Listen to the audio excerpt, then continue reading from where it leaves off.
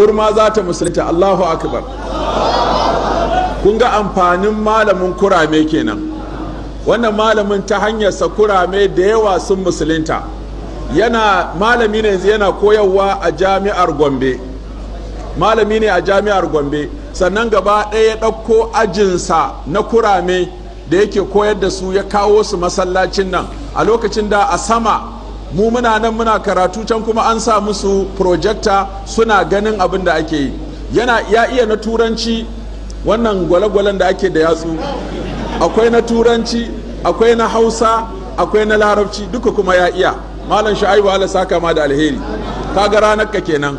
Shi yasa kurame da yawa suna bibiyar wannan karatuttuka, kuma alhamdulillahi shine mutum na farko da ya fara zuwa ya tsaya a gurin tafsiri yake fassara tafsiri da yaren kurame, wanda yanzu alhamdulillah ya fantsama a ƙasar nan. Zaka ga duk inda ake karatu ana samun malamai suna ƙara ma da masu yi fassara. Da sai dai ka gani a BBC ko a CNN ko a Al Jazeera, amma alhamdulillah yanzu abin ya fantsama duk mafi yawa guraren tafsiri zaka ga ana yi ma kurame fassara. Yanzu kai malamin kurame, malam Shu'aibu, sai ka tambaye ta tana so ta musulunta, ka ce dole aka yi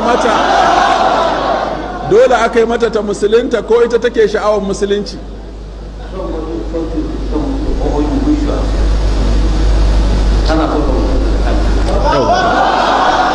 Ka ce daga ina take?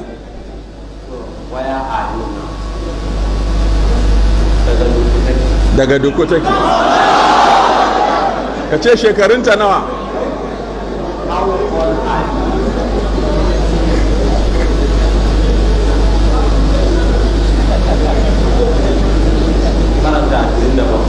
Karata 27.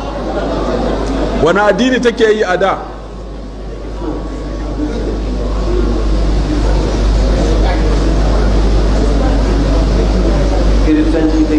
Masha Allah. Ka ce zan faɗa mata wata kalma da za ka fassara mata, in ta gamsu da ita ta musulunta.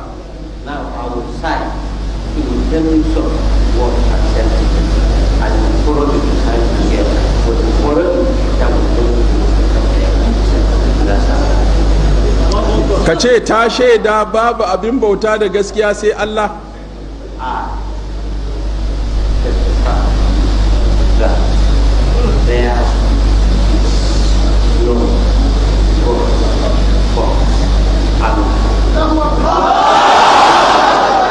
Ta amince? Ka ce ta amince annabi Muhammadu bawan Allah ne, manzan Allah ne, wanda Allah ya aiko shi da musulunci.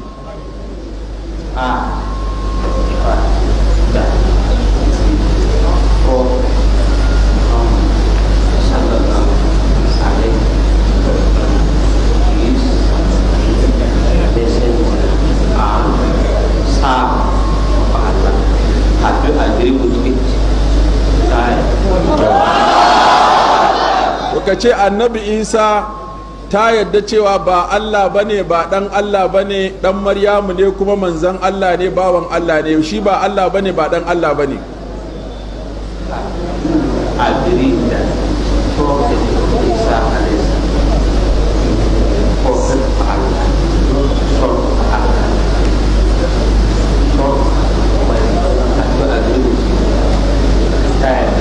Masha Allah.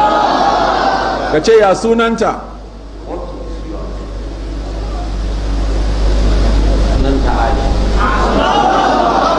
Yanzu ta zaɓi Aisha ko dama sunanta kenan?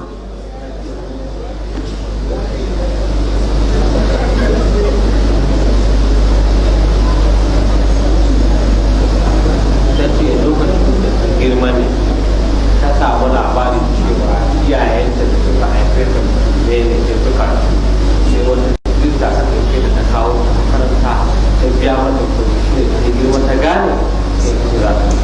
Allahu wato ta ce dama can ita asali iyayenta musulmi ne, sai Allah ya musu rasuwa. Kun ga sakacin da muke ko? Sai wata kirista ta zo ta ɗauke ta, ta zo ta sa ta a makaranta kuma ta maida ita addinin kiristanci. Sai yanzu da ta girma sai ta gano cewa iyayenta musulmi ne, waccan da ta yi mata alheri ita ta musanya mata addini, shine take son ta dawo addinin musuluncin da iyayenta suka haife ta a ciki.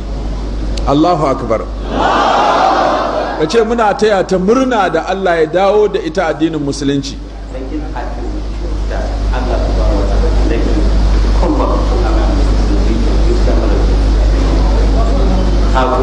To sannan kuma akwai 'yan uwan musulmi wanda kai kana ciki wanda za su koya mata addinin musulunci ta hanyar wannan hakan naka. To ka ce Allah ya tabbatar da mu da ita a musulunci.